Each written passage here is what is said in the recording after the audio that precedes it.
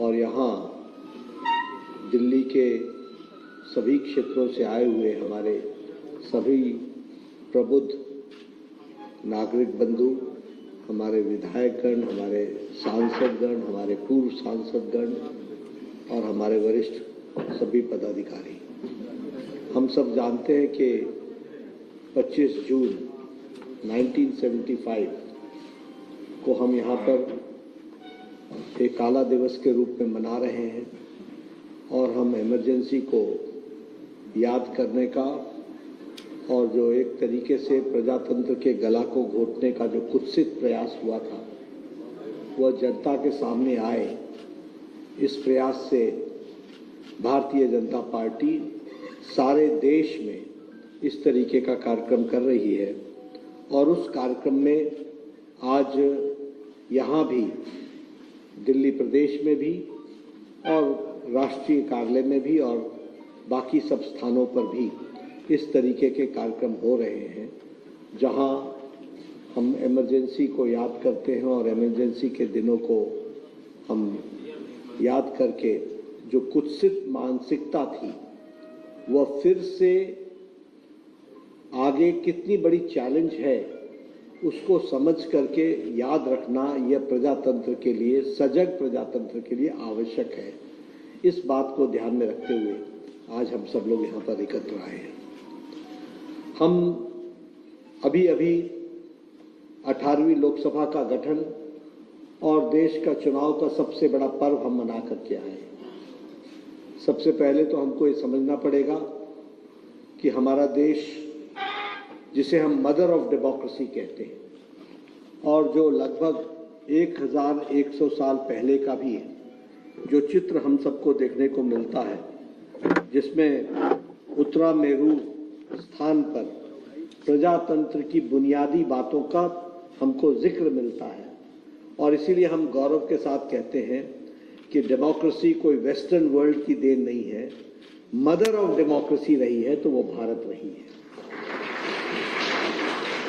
और ऐसे प्रजातंत्र को का गला घोटने का काम कांग्रेस पार्टी ने किया, वो भी हमको ध्यान में रखना चाहिए। लेकिन हम सबको यह भी मालूम है कि देश उसके खिलाफ खड़ा हुआ और हम लोगों ने डट करके उसका विरोध किया और उसी का नतीजा है कि प्रजातंत्र भी बहाल हुआ और आज दुनिया का सबसे बड़ा लोकतंत्र का चुनाव भी अभी हम संपन्न करके 18वीं लोकसभा हम बना रहे हैं। मित्रों, यहाँ बहुत से लोग हैं, मुझे मालूम नहीं, लेकिन मैं आप सबसे इतना जरूर चाहूंगा कि आप जिन लोगों ने इमरजेंसी देखी है उनसे आप इस सप्ताह में जरूर मिलिए और उनसे आप जरा जानने का प्रयास कीजिए कि किस तरीके को भारत को पहुंचा दिया गया, कैसी परिस्थिति ला करके खड़ी कर दी थी। आज का नौजवान का बच्चा कभी कल्पना भी नहीं कर सकता, और ये कल्पना इसलिए नहीं कर सकता कि उस समय जिन लोगों ने प्रजातंत्र की रक्षा के लिए अपनी आहुति दी थी उसकी ताकत के कारण आज प्रजातंत्र मजबूत होकर के खड़ा है कि वो आज हम कोई कल्पना नहीं कर सकते कि इस तरीके की परिस्थिति। मैं जब इस बात को कहता हूं तो आपको इस बात को भी ध्यान में लाना चाहता हूं कि आज 50 साल हो गए, 50 इयर्स, 50वां साल है जब हमने इमरजेंसी के दुर्दिन देखे थे। आप कल्पना नहीं कर सकते हैं, एक रात में 9000 लोगों को उठा लिया गया, एक रात में। और किनको उठाया गया? कोई देश का नेता, प्रमुख नेता बचा नहीं। मोरारजी देसाई, मोहन धारिया, अटल बिहारी वाजपेयी, लाल कृष्ण आडवाणी, ऐसी लंबी श्रृंखला है जिनको उसी रात उठा लिया गया और उनको जेल में एक दिन नहीं, 2 दिन नहीं, 19 महीने से ज्यादा रहना पड़ा, 19 महीने से ज्यादा रहना पड़ा। यह परिस्थिति लाकर के खड़ी की। और क्या कसूर था? कसूर सिर्फ इतना था कि प्रजातंत्र की मजबूती के लिए और प्रजातंत्र की रक्षा के लिए उन्होंने आवाज उठाई थी। हम सबको मालूम है, मुझे जहां तक याद पड़ता है, शायद वो 12 जून की तारीख थी जब इलाहाबाद हाई कोर्ट का 1975 में 12 जून को इलाहाबाद हाई कोर्ट का फैसला आया था। और उस इलाहाबाद के हाई कोर्ट के फैसले के कारण प्रधानमंत्री उस समय इंदिरा गांधी जी थी, उनका चुनाव निरस्त हुआ था। वो अनफेयर मीन्स से चुनाव लड़ रही थी। ये इलाहाबाद हाई कोर्ट का जजमेंट था।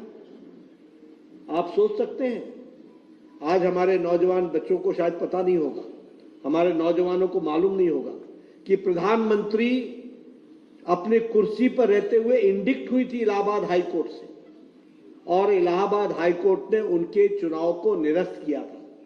और यही नहीं, 6 साल तक इलेक्शन से डिबार भी किया था। यह स्थिति आकर के खड़ी हुई थी। इस तरीके से उस समय की स्थिति आई थी। और उसके बाद कानून को बदला गया। कानून को बदलने के बाद श्रीमती इंदिरा गांधी प्रधानमंत्री के रूप में मौजूद रही।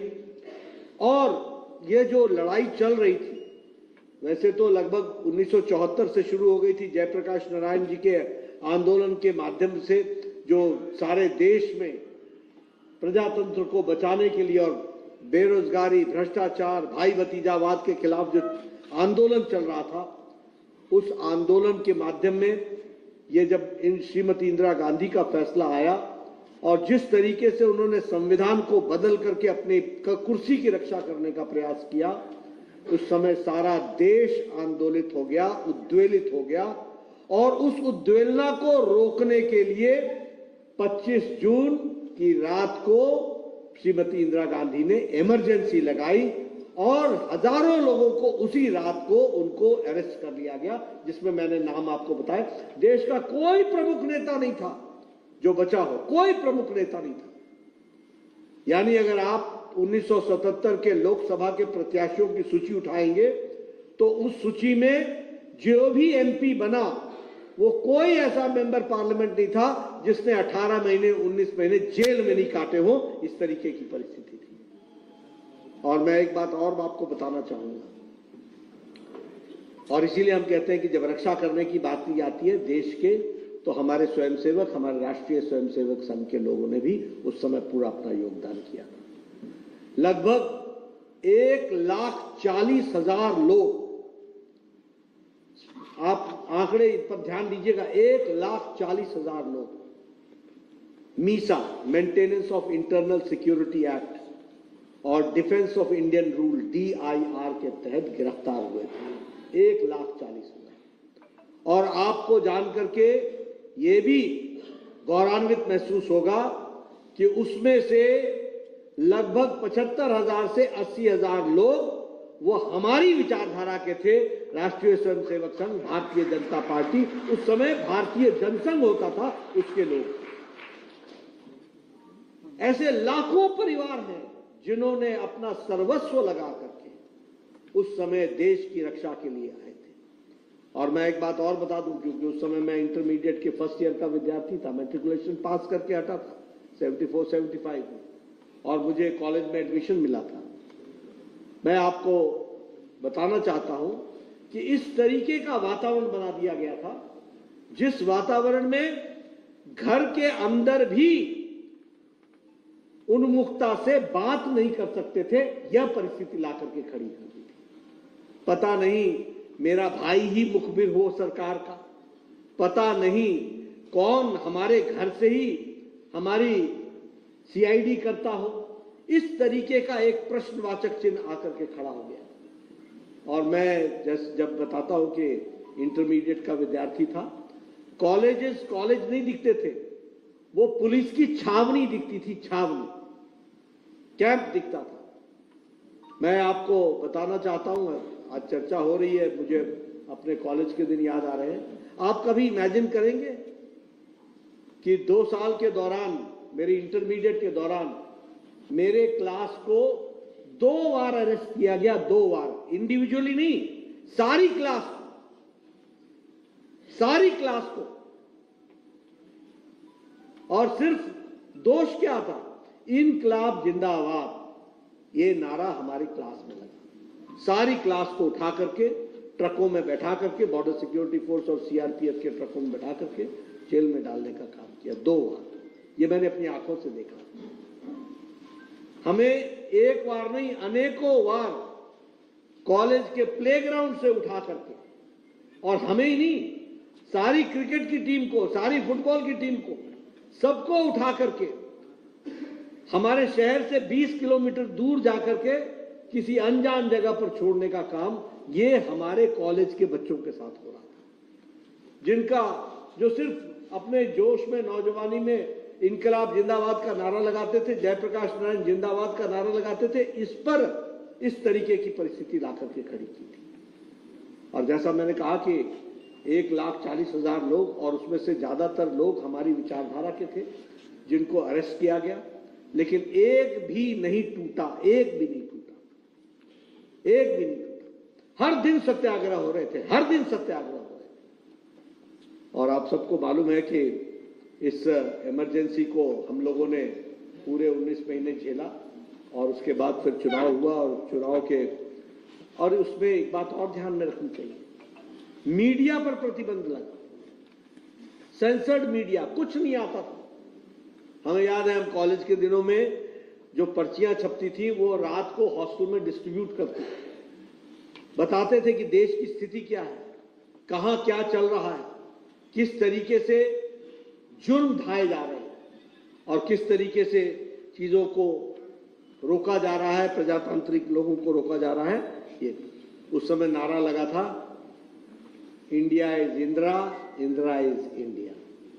ये इनकी सोच हो गई थी, ये प्रजातंत्र का गला घोटने वाले लोग। अब ये बात अलग है, अलहदी है कि राहुल गांधी जी ने इतिहास कम पढ़ा है, इसलिए उनको इतिहास की जानकारी कम है। वैसे भी पढ़ने लिखने का शौक शायद कम है, मालूम नहीं डिग्री कितनी आई है, लेकिन इतिहास कम पढ़ा है, उनको जानकारियां नहीं।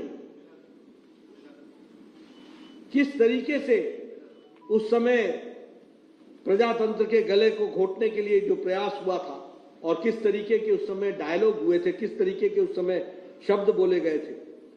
और हम सबको मालूम है कि फिर 1977 में उसके बाद जिस तरीके से आंतरिक लोकतंत्र बहाल हुआ और तानाशाही वाली सरकार गई, ये सब हम लोगों के सामने, आंखों के सामने है। और फिर जनता पार्टी की सरकार आई। मैं यहां ये भी बताना चाहता हूं कि कांग्रेस के सोच में, उनके कार्यशैली में, उसमें प्रजातंत्र की कोई गुंजाइश ही नहीं है, कोई गुंजाइश नहीं। आप कांग्रेस का इतिहास उठा करके देखिए, क्या यह सच्चाई नहीं है कि सुभाष चंद्र बोस एक इलेक्टेड प्रेसिडेंट थे, जिनको प्रेसिडेंट रहने के बावजूद उनको हटना पड़ा और इस्तीफा देना पड़ा? क्या यह सच्चाई नहीं कि सरदार पटेल जो सबसे पॉपुलर लीडर थे वो प्रधानमंत्री नहीं बन सके?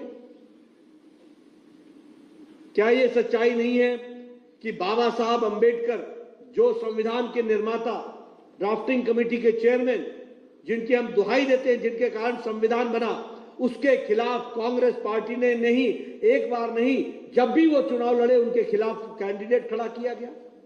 और क्या भी यह सच्चाई नहीं है कि वो कैबिनेट के सदस्य रहते हुए उनको इस्तीफा देना पड़ा? इसलिए कांग्रेस पार्टी के सोच में विपक्ष की कोई जगह ही नहीं। जिसने विपक्ष किया वो जाए, पेरिश हो जाए, वो रहे नहीं, उसको समाप्ति करने में कांग्रेस ने कोई भी कसर नहीं छोड़ी है। इस बात को हमको ध्यान रखना है। और इसीलिए अभी मैं जब इमरजेंसी की बात बोलता हूं, किस तरीके से लोगों के साथ उत्पीड़न हुआ, इसकी जब मैं चर्चा करता हूं तो मैं एक बात बताना भूल गया। मीडिया को रोकने के हर तरीके के प्रयास तो हुए, लेकिन जर्नलिस्टों को भी जेल में डाला गया, उनको भी जेल की सलाखों के पीछे रखा गया। और मैं जानना चाहता हूं कांग्रेस पार्टी से, आजकल ये नेता बड़े संविधान की कॉपी लेकर के फिरते हैं, इनको इतिहास इन्होंने पढ़ा नहीं है। इनको चाहिए कि जाएं राजघाट पर और देश से जाकर के माफी मांगे महात्मा गांधी की समाधि पर, और देश से माफी मांगे जिन्होंने प्रजातंत्र का गला घोटा और देश को रोकने का प्रयास।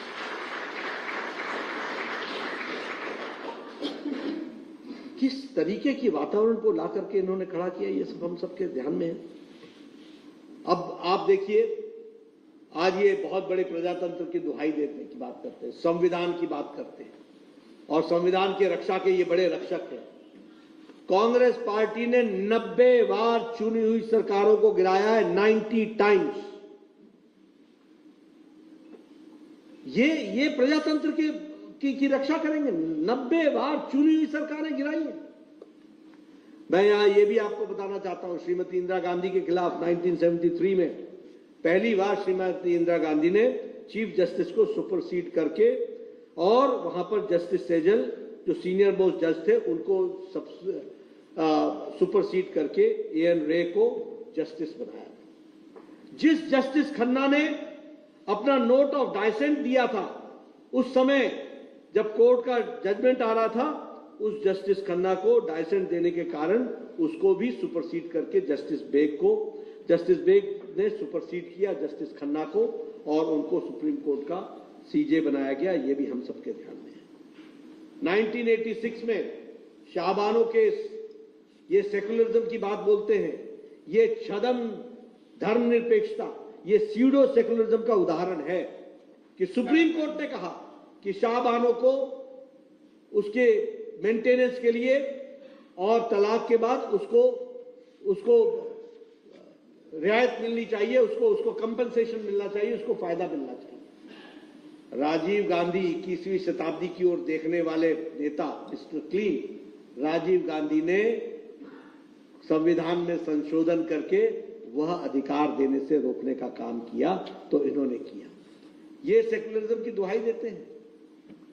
ये सबका साथ, सबका विकास, सबका विश्वास, जिस बात को प्रधानमंत्री मोदी जी लेकर के चल रहे हैं, उसके लेटर और स्पिरिट के खिलाफ ये खड़े हुए, ये भी हमको ध्यान में रखना चाहिए। और उसी तरीके से अगर हम कहें इस दृष्टि से, तो एक नहीं अनेकों उदाहरण हैं। अभी आप देखिए, ये जो हमारे रिलीजियस डिस्क्रिमिनेशन आरटीई का एक्ट जो लेकर के आए, जिस रिलीजियस डिस्क्रिमिनेशन के तहत माइनॉरिटी इंस्टीट्यूशंस को सब तरीके की सुविधाएं दी गई, और जो मेजॉरिटी इंस्टीट्यूशंस थे उनको, जो भी एडेड और अनएडेड स्कूल्स थे, उनके साथ दोहरा मापदंड करने का काम किया। ये हम सबके ध्यान में है।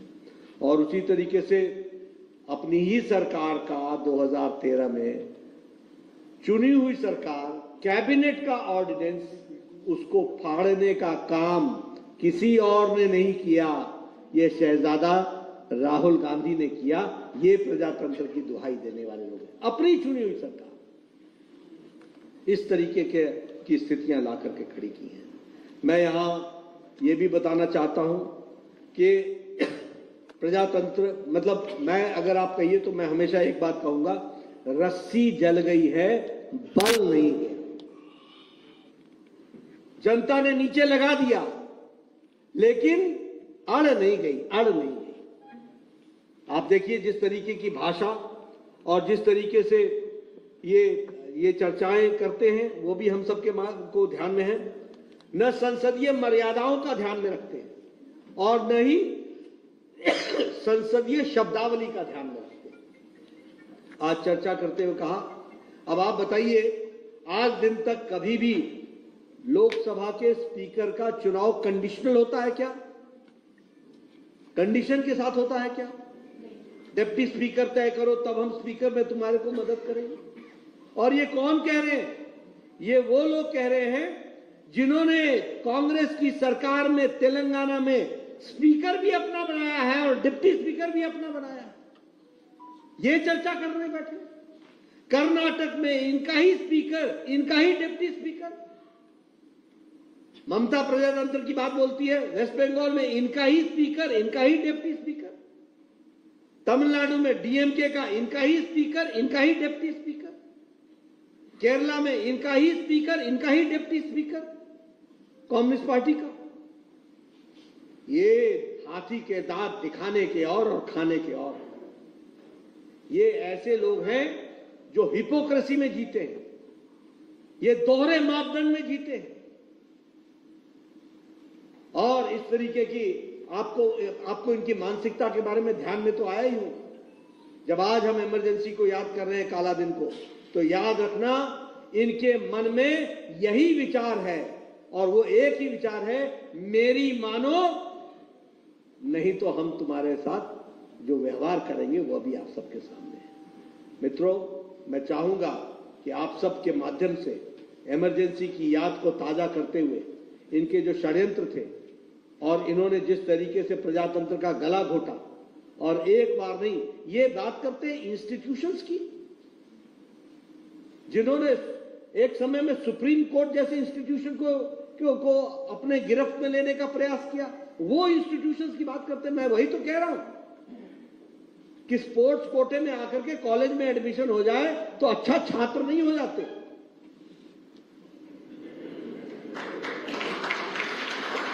छात्र होने के लिए पढ़ना पड़ता है, और पढ़ने के लिए मेहनत करनी पड़ती है, और इतिहास जानने के लिए तो बहुत कुछ जानना पड़ता है।